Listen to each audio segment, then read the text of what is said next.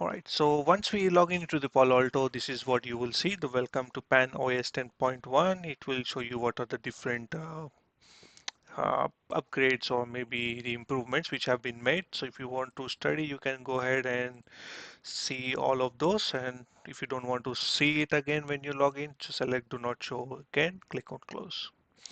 The other thing is that it will ask you to set up the telemetry data so that you can collect the diagnostic logs and everything and send it to Palo Alto.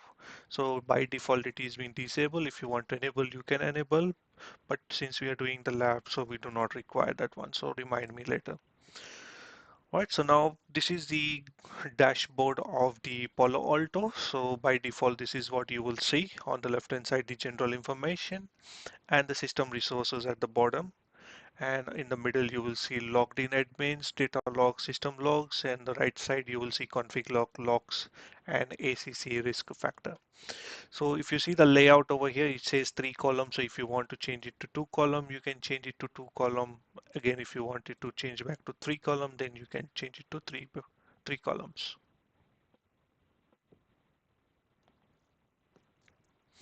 So it's up to you how you wanna see your dashboard. 3 columns, 2 columns, it's up to you.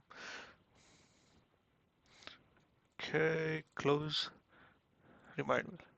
And now another thing is that if you see that still this one is in 3 columns. So once you selected 2 columns, it will be set it up as a 2 column.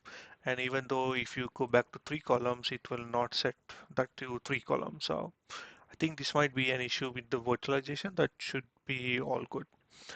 Now on the widgets, if you want to add any widgets, you can go ahead and add because this is nothing new and this is pretty much straightforward.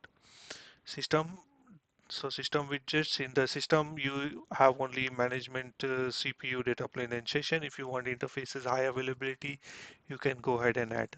Since this is a new Palo Alto with nothing is been added on it, so that's why I'm not selecting anything, even the logs also. And the last update, you see that it is being updated on 1909-33. And at the very bottom, you should see the admin over here who is logged in. And if you want to log out, this is where you will see the logout option. And when you have last logged in, this is what the details you will see over here. And by default, the session timeout will be, this is what it is. So session timeout is set up to 15, 16.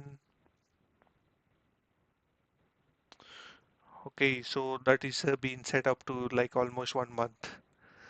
But anyhow, that's okay. And over here you will see the messages. So the messages which we said that do not show, if you want to see it, you can see it over here. And if any of the task like a commit is running, something, any job is being scheduled, you can see in the task manager over here. And the language, if you want to change the language, you can click on the language and select your preferred language.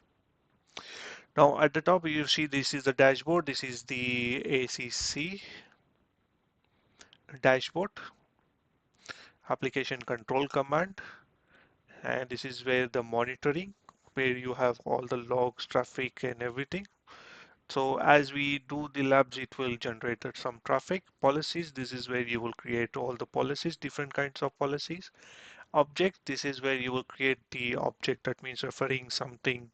For example, if you want to assign a network, you will create an object with that particular subnet, network plus subnet on that one.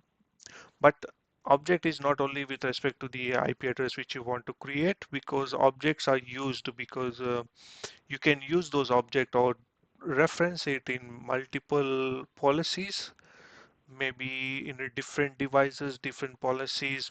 In a multiple way, you can use those objects once you have created it. So that's why you do have these many types of different types of objects which you can go ahead and create. Network, this is where you will see the interfaces. Within the interfaces, you see the different types of interfaces, zones, VLANs, virtual wires, routers, IPsec tunnels, DHCP, proxies, and then again global protector portals, gateways, mobile device detection, LLDP, quality of service. So anything related to the networking, it you will find in this tab. Now coming to the device, this is what you will see what is your device. That means this is my Palo Alto. So this Palo Alto, you can go ahead and configure some settings for the Palo Alto. So you will have the management operations, services, interfaces, telemetry, content ID, wildfire session, different types of tabs over here. On the left hand side, you do have many more options over here. Now coming to the management in the general settings, you see that I don't have any host name, domain name, so and so details. I will click on the settings button and I will say that host name will be pa.sysable.com.au, domain will be sysable.com.au. I don't have any login banner. I don't need it, so I will not set it up. And I don't have any SSL or TSL profile because by default there is a certificate error. That should be fine. My time zone by default has set up to US Pacific, so I will change that one now to my time zone.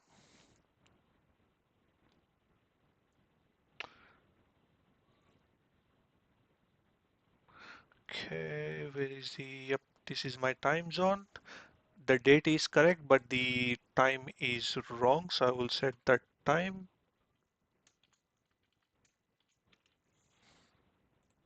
Okay, automatically acquire commit log, no need to worry about it. Certificate expiration check, we don't worry. Use hypervisor assign MAC address, yes, keep it default. Tunnel acceleration, just keep the default settings, click on OK. Session timed out, so it will ask you to log in again. So log in again.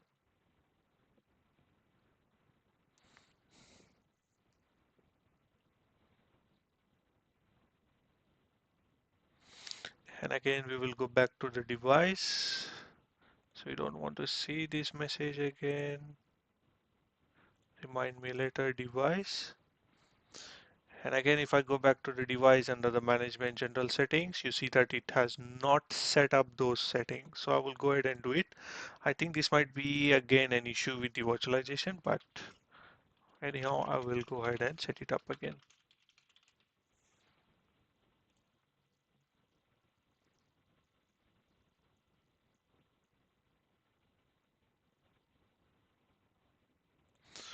Okay, time. You see that time has been set up correctly, but not the time zone. So I will select OK, and this time it should now populate.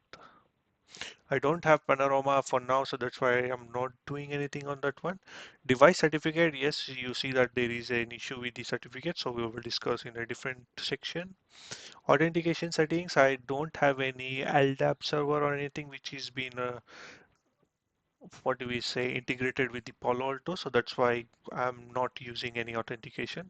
So by default, there is an admin user that should be all good.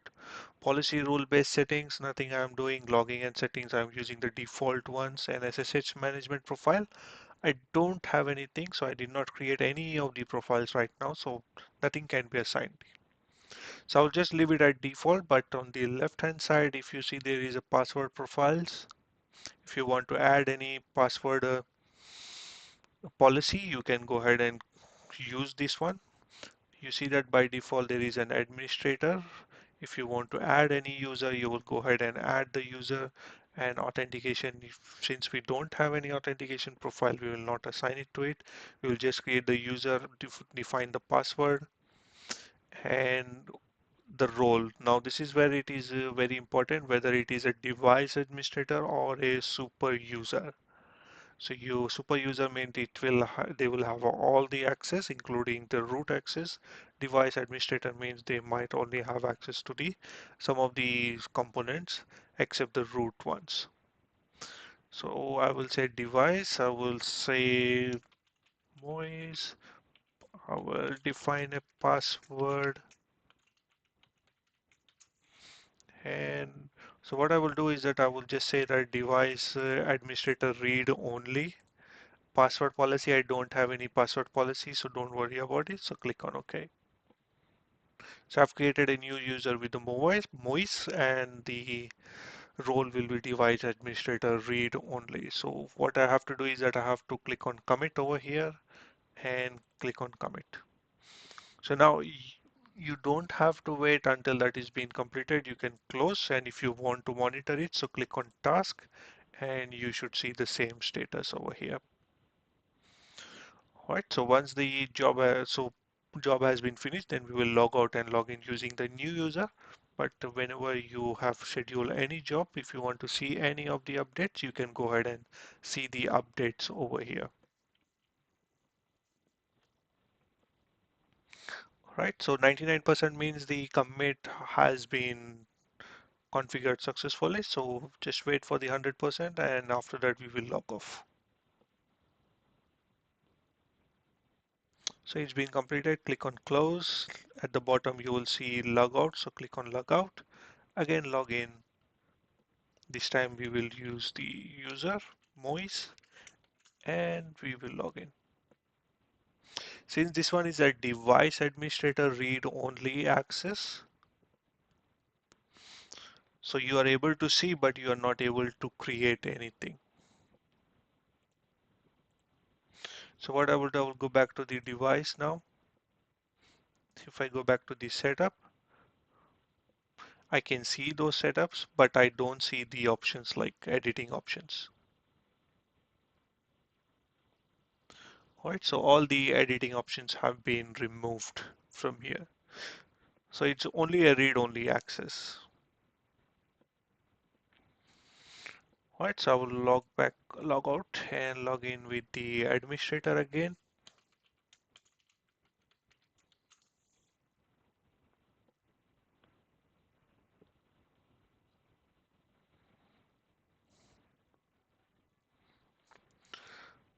Right, so now we will go back to the device and now we should see all the options, editing options over here because this one is a super user and we are able to see all the options over here.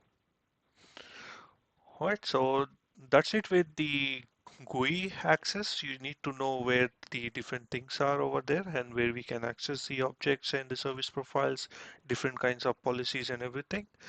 This should give you an idea. When we start doing the labs, it will be very easy where we are actually navigating in here. So I hope this was informative for you and thank you.